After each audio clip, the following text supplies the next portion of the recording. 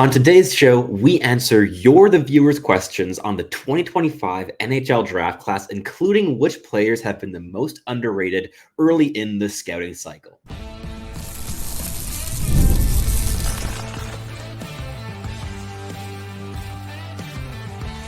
You are Locked On NHL Prospects, part of the Locked On Podcast Network. Your team every day. Hello, and welcome back to Locked On NHL Prospects, part of the Locked On Podcast Network, your team every day. On this show, we break down everything prospects related for you 5 days a week, Monday through Friday. My name is Sebastian High, typically joined by Hadi Kalakash, but not on today's show, though he will return next week. And today we have a very interesting show for you. It is part 2 of our mailbag this week because we got an absolute avalanche of questions from you, the viewers, and we're very appreciative of that. And some really, really intriguing questions on the 2025 draft class specifically here today.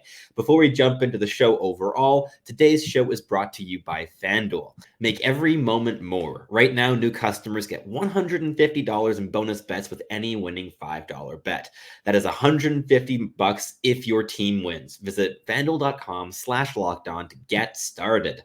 So we have a jam-packed episode here for you today with about 8 or 9 questions from our viewers about the 2025 draft class. And in this first segment, we're going to be looking at some of the underrated players in the class, as well as some prospects that may be trending down in their stock early on in this season.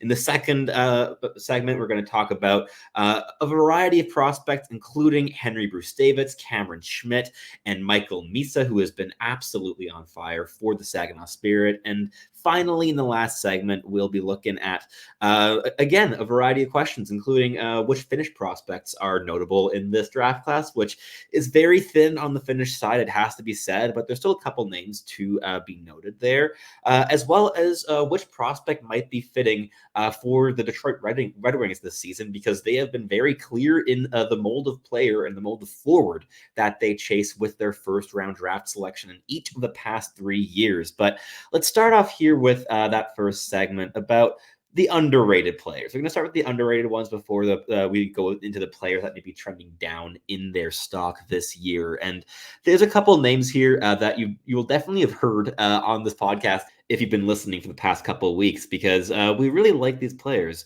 I think so. This is a question that comes from Toby at Sir Spelzer on Twitter, and he asks, which prospects in this class do you think need to be talked about more, or any of your underrated players so far in the 2025 draft class? And these are also players that we would love to see talked about more among other outlets as well, and we may compensate a little bit for that here on the podcast by talking about them regularly.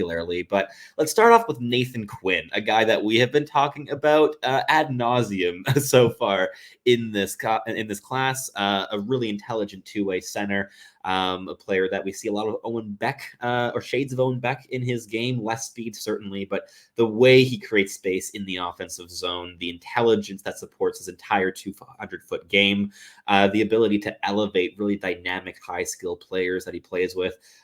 Nathan Quinn does this with Justin Couturier specifically, with Quebec in the QMJHL, and they've been a really good line. He's been kind of swinging between the first and second line this season, but has been the most natural fit on that top line.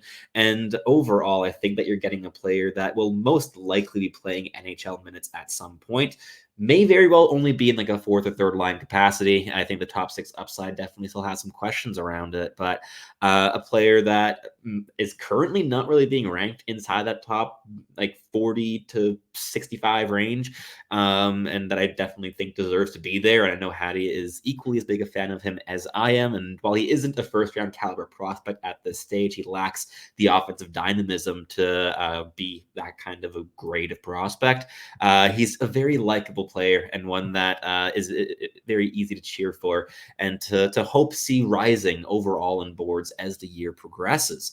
Another player that we like a lot is Jack Murtagh from the US NTDP. It's not a strong draft class for the NTDP this year by any stretch of the imagination, and there's a real lack of cohesion and overall just teamwork on that team. A lot of individual players but also a distinct lack of chemistry and overall building of play as a team, and a lot more just individual effort. But Jack Murtagh is a player who plays very well on that team because I think he's a very adaptable player who can elevate any line that he's on. He's a fantastic shooter, one of the better shots in this draft class, tremendous power, does not need much time or space to get it off, and also a guy with a really high motor. He's not a very good skater, probably a 4.5 grade. But still a player that brings a lot to the ice in terms of intensity. He constantly goes to initiate contact. He chases hits from time to time, and he's very much involved in that physical capacity. Still quite raw in how he leverages it. He kind of just yeets his body around every single shift, but definitely a player that has a lot of runway and is also very young for the draft class as an August 07 birthday, and a guy that I see a lot of potential with, whether it be as a goal scorer at the next level or an energy forward or anything in between. There's a lot of different potential outcomes for his development that land him in an NHL role, and a pretty impactful one at that, that makes him a first-round player in my eyes at this stage. But he's not quite as exciting as Carter Bear is, another highly intense winger, this time from the WHL with the Everett Silvertips, a player who personifies violence.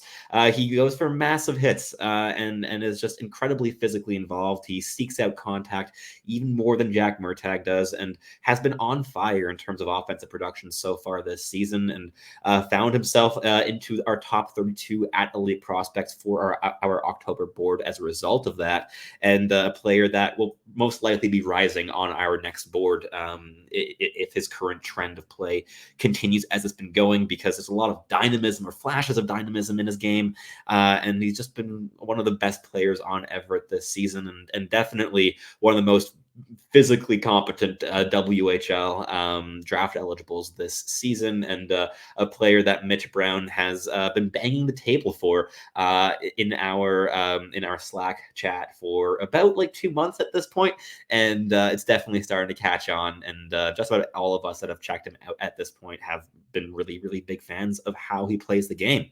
Last but not least, Benjamin Kevon playing with Des Moines this season, and this is a really dynamic offensive player, really good puck handler, really great skater, a bunch of pace and speed in his rushes. He doesn't waste a second of time with the puck on his stick, and he scored 3 goals and 8 points through 7 games this season, picked up a little injury early on, and to have brought that production on Des Moines of all teams this season, a team that has won one of the games that he's played for them this year so far, is certainly impressive, and it's earned him at least a trial with the US NTDP, who have been trying just about everything within their power to construct a better team this season. So they've been bringing in players from around the USHL for 2 or 3 game stints to see what works and what can improve the team as it currently stands. They did so with Mason Moe, for instance, another dynamic skating player who plays with the Madison Capitals, but he was returned to Madison, and now it is Benjamin Kevon's turn. And I think he's going to be a really good fit in the NTDP, and I would love to see him stick there. I think he's exactly what they're missing in terms of pace, in terms of dynamic skill on puck, and overall offensive creativity and flair. And he's very middle driven as well in the offensive zone, and a player that I have a lot of time for, and someone that I banged the table for to get into our top 32 in our October meeting. He was the last player in that first round, but I was very happy to get him in on that board, and definitely see a spot for him in the NTDP's top 6 if they decide to stick with him this season. Next, we have a question from Connor Hill asking, still early, but what 2025 prospects are trending down? This is a bit less fun, perhaps, than the underrated segment. But there's a lot of names, and I'm just gonna go purely USA based here because that's my region, and there's a lot of players to choose from in this category.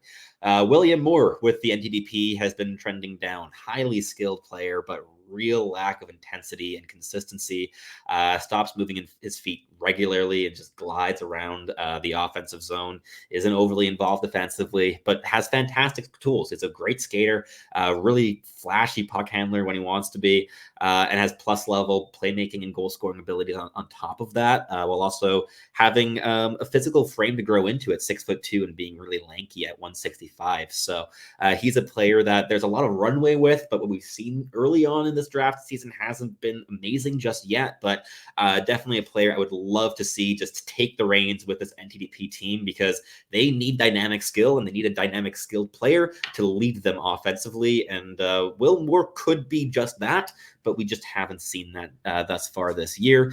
Sasha Boumedienne with Boston University in the NCAA is an intelligent puck-moving defenseman who is an awful skater, one of the worst skaters that we've scouted at the top end of the draft class this year, but is intelligent and solid in the breakout, quite a cerebral passer of the puck. He keeps a breakout option in his back pocket, like a simple one, while he searches for more high-end play to execute on.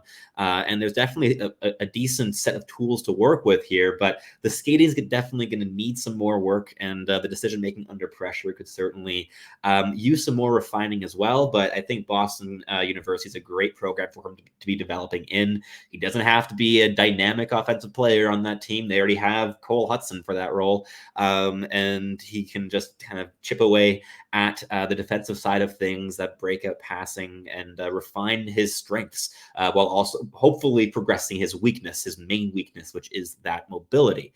Logan Hensler, another slightly downtrending player, less so than I think the other players in this group, but he's very refined. He's a solid skater, solid passer, solid shooter of the puck, who just makes a simple play consistently.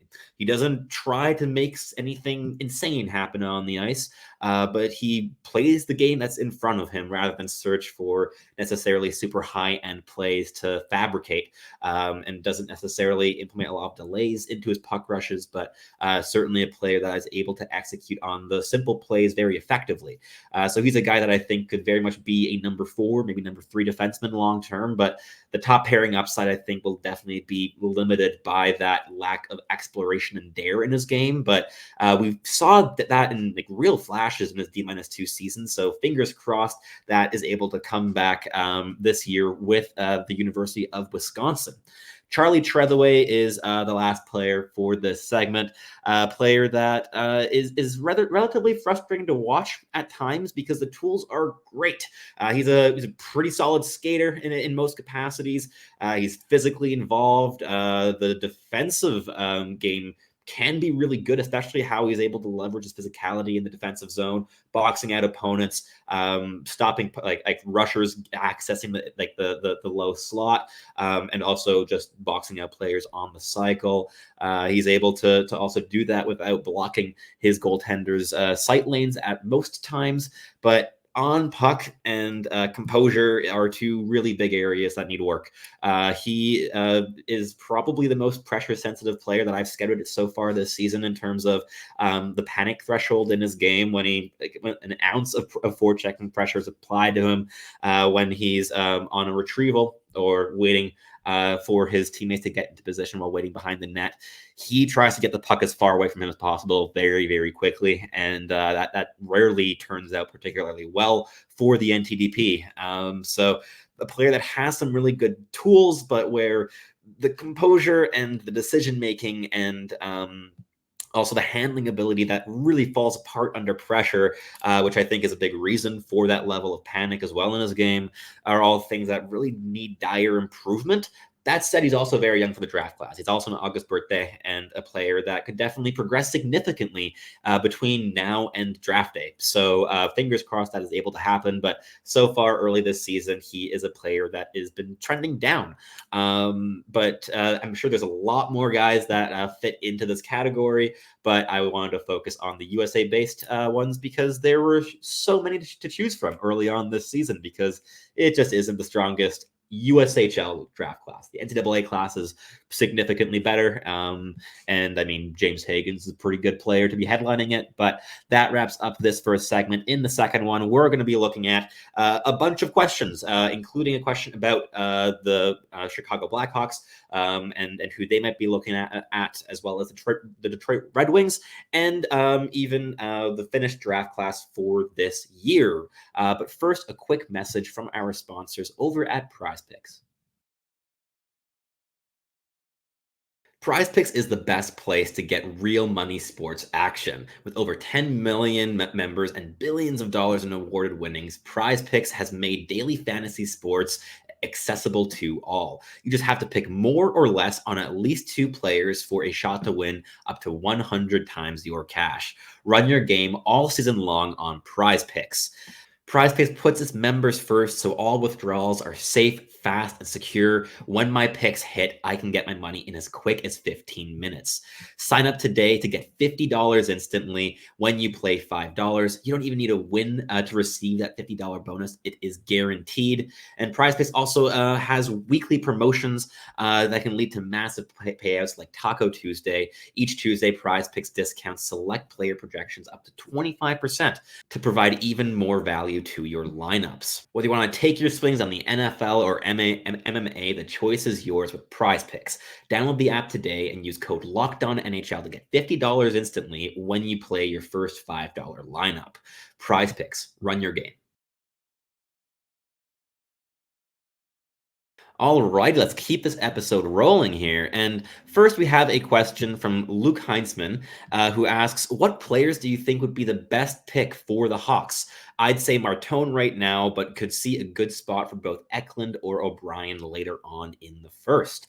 Really good question. I mean, obviously, a lot of that depends on where they end up landing in the draft order. If they end up towards the top end of the draft, I think Porter Martone would be a fantastic addition, as our commenter mentions there, because he brings a level of skill combined with just unrelenting physical engagement that has been kind of missing in that top end of the Hawks lineup among younger players. There's a lot of undersized skill that the Hawks have just been hoarding, and I've been loving that trend for them. Guys like Frank Nazar and obviously Connor Bedard is in there, but Oliver Moore is fantastic. I'm a pretty big fan of Nick Lardis as well. There's a lot of these skilled, smaller guys in there, but adding a true, not just top 6, but potentially top line power forward that is able to go into the corners, win puck battles, protect the puck, protect possession, while also just bringing rampant amounts of skill to the equation.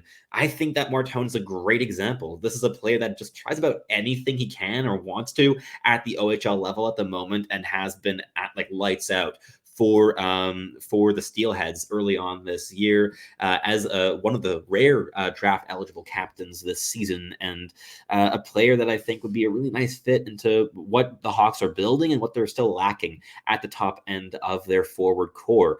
Beyond him, I think that Roger McQueen would kind of play a similar kind of role in terms of bringing that physicality and skill combination in a top 6 capacity. And McQueen's also a centerman at this stage, so being able to add him as a 1-2 punch down the middle with Connor Bedard could be fantastic, and might force one or both of Nazar and Moore to transfer to the wing. But there would just be a wealth of talent and skill in that lineup that I think would be just really intriguing.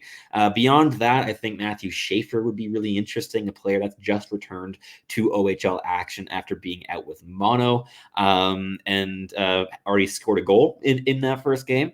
And I think that he's a guy that would also open up things a bit more for Kevin Korchinski, who I don't see as a top pairing defenseman long term, but does have some really intriguing offensive capabilities, and being able to play against second lines and second pairings would open up the ice a bit more for him to do so. And Matt Schaefer, in my opinion, is projected as a top pairing guy, and a pairing between him and Artem Levshinov in terms of combining mobility, defensive prowess, transition upside, puck moving ability, offensive flashes, and specific tools, I think would be just amazing. So a lot of talent at the top end of this year's draft class that I think would really, really improve the Hawks' future, and they already have a very bright one at that.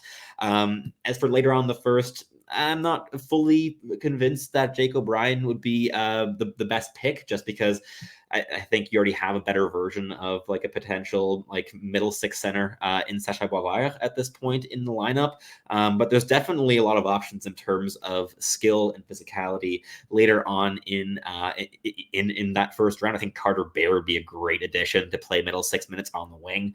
But yeah, good question. Thank you. Next, we have a question on the Detroit Red Wings. So Emmett Ferguson asks, like last year with MBN, is there an obvious player that you think the Red Wings could be picking, or a player that fits their type? Feels like it's Carter Bear, we've been talking about a lot in this episode, or Braden Coots so far. Yeah, I mean, Detroit has had very much a trend in terms of who they've been picking. Marco Kasper, Nate Danielson, and Michael Brenzing-Nugard are three extremely competent two-way forwards. The first two are centers, and MBN is a winger. And these are physically competent guys that are refined, intelligent, know their roles, play well in the system, have like some of the better work ethic and motors of their draft classes, respectively, while also bringing some very specific offensive tools. I mean, with Brenzing-Nugard, it's a really good shot, and some really good power moves from the wing in terms of accessing the middle of the ice. And I mean, Nate Danielson has just rampant speed, and Marco Kasper is an absolute engine who never stops skating or moving his feet. So a lot of guys to like in the pool there. And I think both Carter Bear and Braden Coots fit that mold really nicely.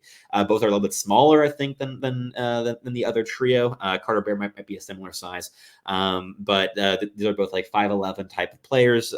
Probably more comfortable on the wing for both of them, but have the 200-foot habits that could definitely open up a future down the middle. Not that Detroit is necessarily missing middle six center projections in their prospect pool, but both of these guys would certainly fit that mold. I think a lot of us public scouts could be maybe a little bit frustrated with Detroit if they spend a fourth consecutive first-round draft pick on the exact same mold of player, but it's an interesting way of building a roster in terms of getting a lot of players in that play a similar style and are able to just buy into the team philosophy and the way that this entire organization wants their players to approach the game of hockey. But maybe going defense could be interesting as well. There's some interesting defensive prospects this season. I mean, if Jackson Smith is available at their draft pick, I think that would be a fantastic guy to swing on in terms of getting a defenseman in that has some significant offensive upside, because there's a lot of defensively competent pieces in that blue line prospect pool. Then we have a question by Lieutenant Aaron on Twitter asking, are there any Finnish prospects worth talking about? My answer is going to be limited here. I haven't really watched any of the Finnish prospects this year, apart from Max Vestergaard at the Hlinka and Daniel Nieminen, who's a re-entry, who I watched a decent amount last season, because this is a very poor Finnish draft class, in all honesty. I'm going to link below an article of our colleague Lasse Alinen, who dove into like the most notable names in the draft class, including Lasse Boelius, Max Vestergaard, and Daniel Nieminen, for instance, as I mentioned. You can get a really in-depth look as to why this is a weaker class, but also which names could be interesting mid to late round swings. But are any of these players going to be top 75 picks? I'm not fully convinced just yet. Next, we have a question from Brad Hazen, who asks, I would like to see a Russian player like Ryabkin drafted by the Flames in the first round. What are your thoughts? I mean, I think Ryabkin's the only Russian that'll be contending for a first-round selection this season. It's not the strongest Russian draft class, and we're still going to see what happens with Ryabkin's draft year season. Is he going to stay in Russia? Is he going to move over to the USHL with Muskegon Lumberjacks, who acquired his rights? It remains to be seen. It seems very open-ended at this point. But Ryabkin is a two-way competent center, pretty intelligent player, some really good playmaking ability, but still a lot of frustrating habits in his game, especially in terms of motor and engagement that can be very much like come and go, but a player who is engaged physically. He's a really stockily built guy at 6 feet, 200 pounds already, and a player that I think could certainly be a top 15, top 20 pick in this year's draft class. But I think that top 10 range is something that is going to be grown out of in the coming months as you see more and more rankings come out. But that wraps up this second segment, and we'll be right back in the third with a relatively quick third and final segment, because the first two here have been a bit longer, where we answer some questions on Michael Misa and Cameron Schmidt, to name just a few. But first, a quick word from our sponsors over at FanDuel. Hey NFL fans, you can start the season off big with a massive return from FanDuel, America's #1 sportsbook. So when you get a hunch in the middle of a game, you can check out the latest stats, view live play-by-play, and so much more on the exact same screen where you place your bets. Whether you want to take those swings on American football like the NFL, or European football, I mean, the Champions League is now in full swing with 3 match days now in the rear view and 5 to go before we go into the knockouts. And of course, all the big leagues are more than up and running at this stage, whether you prefer the Premier League or La Liga, or maybe you're not a football fan in any capacity, whether it's North American or European, and prefer tennis or golf, or, I mean, of course, if you're listening to this podcast, I'm going to guess that you are a hockey fan. Whatever floats your boat, FanDuel has something to excite any kind of sports fan. You'll get started with $200 in bonus bets guaranteed when you place your first $5 bet. That is at FanDuel.com. All right, let's wrap up the show here. And first, we have a question from Briser la Glace on Twitter, which, quick aside before I jump into his question, is a fantastic podcast if you are a French speaker, or just want to listen to more like French-speaking hockey content. I can definitely recommend checking him out. Does some fantastic work scouting and assessing prospects, and more than does his homework as well, logging massive amounts of viewings. And I've really enjoyed chatting with him about draft eligible players this season so far. He asked a question about 2 relatively obscure players at this point, which does not surprise me, saying, is it time to start talking about Henry Brzustewicz and Eddie Genborg? 2 players that I don't know if even like 10 other viewers have heard of significantly so far this season, unless you're a London Knights fan, perhaps, or watched the Hlinka in depth.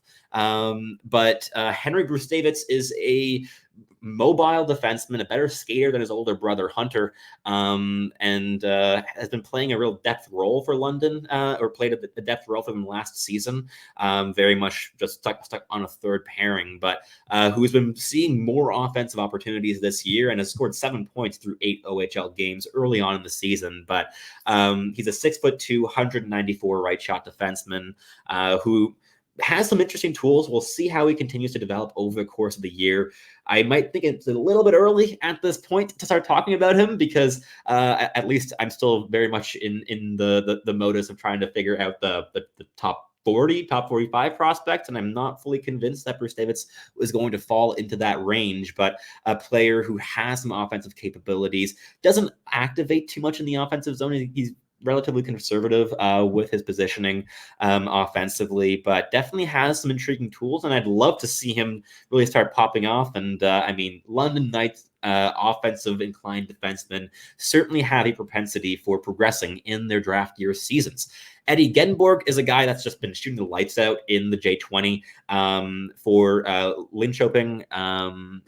And he has 11 goals and 17 points in 13 games this year.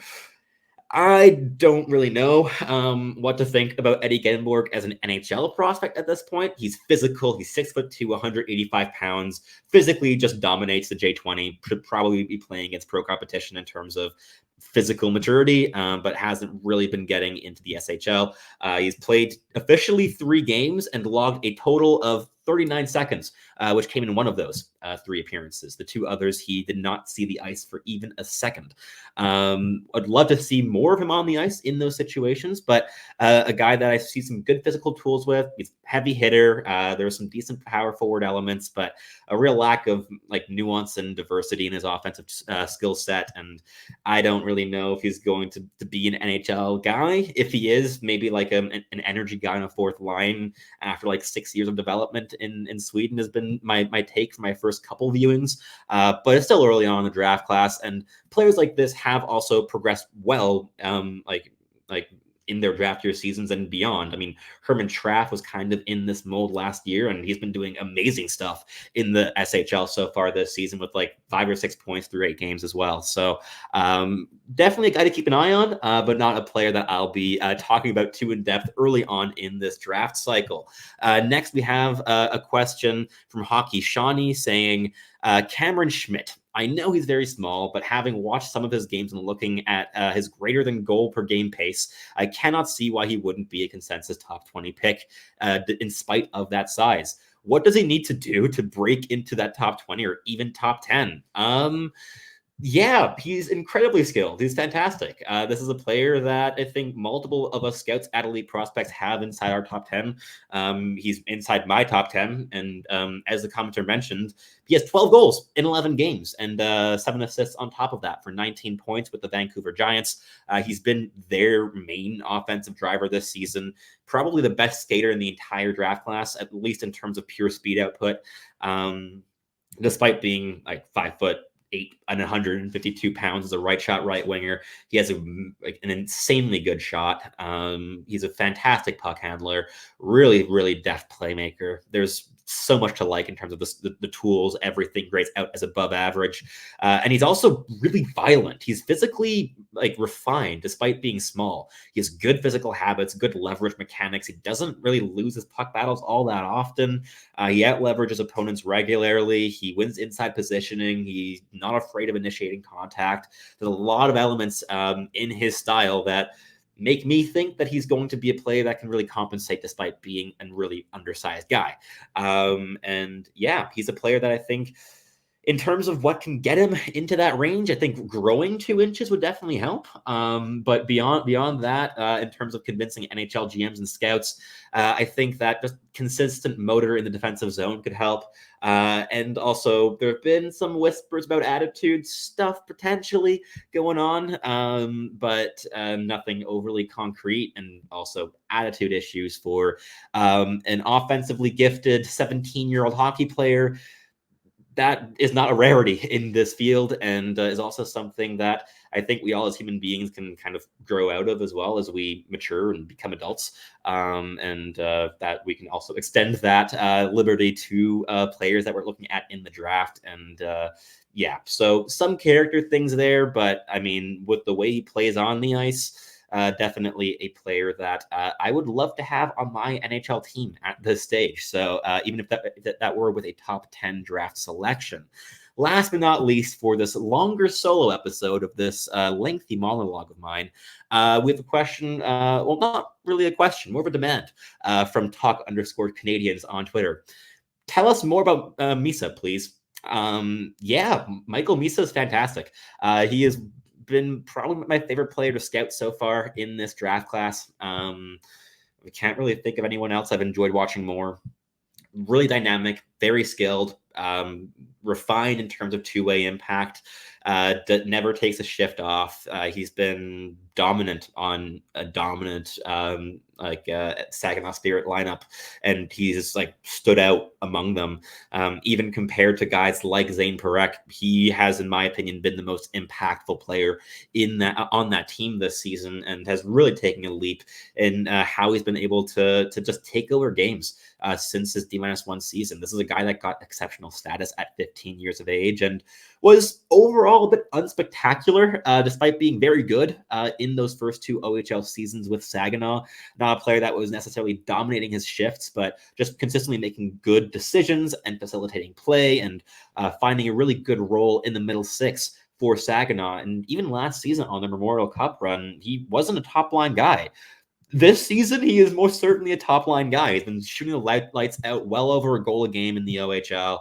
I believe he's a top goal-scoring player in the entire CHL early on in this season. And he's a guy that I can easily see making a push for first overall. There's that much skill, there's that much dynamism, and there's that much intelligence and two-way impact in terms of that balance between refined 200-foot play and offensive dynamism.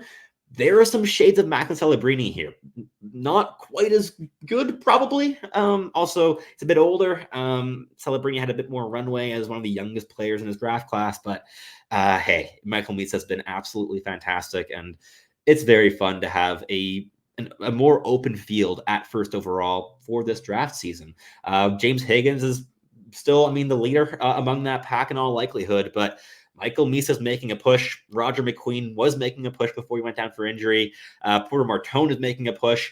Matt Schaefer could make a push when he's able to actually fully recover from mono, which is going to take a couple of weeks or a month or beyond that to really recover on the cardio side because he was just getting very tired on his shifts in that first game back from injury. But it's a wide open draft class at the top end with a lot of skill in that range as well. But that wraps up this lengthy episode of the Locked On NHL Prospects podcast.